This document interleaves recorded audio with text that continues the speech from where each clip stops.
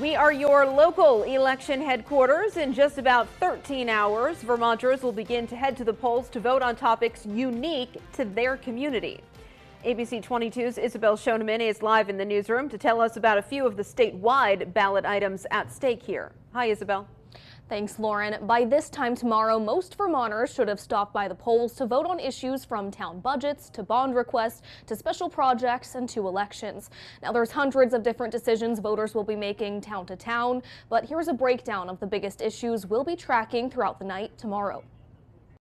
Vermonters will be weighing important town issues at the polls on Tuesday. Starting in the northern part of the Green Mountain State, St. Albans City voters will consider an $11.4 million bond to make improvements to the TIF district. That's acquiring new land, improving utilities, and parking and roadway construction. Heading into Chittenden County, Winooski voters will decide whether or not to approve a $4.6 million bond to help revamp the Burlington to Winooski Bridge. City officials say the bridge is nearing the end of its life and is in need of reconstruction to meet the needs of pedestrians and drivers. In addition to the mayoral race, Montpelier voters will consider a change to the city charter, which could give the city council the power to protect residents from evictions without just cause. Cabot voters will weigh whether or not to close the high school and move those students to a school of their choice. The Cabot elementary and middle schools will remain untouched. Over in Addison County, Middlebury is proposing two separate questions on infrastructure projects. Article 6 asks voters about a $1.5 million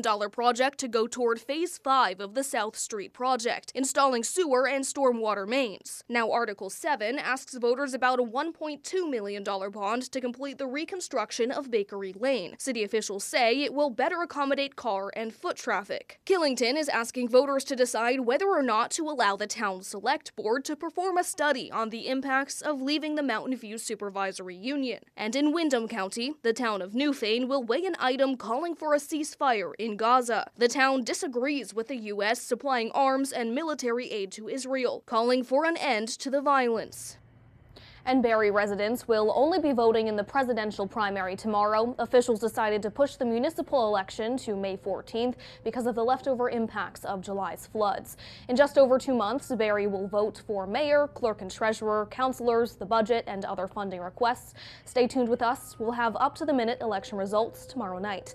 For now, live in the newsroom, Isabel Schoeneman, ABC 22 News.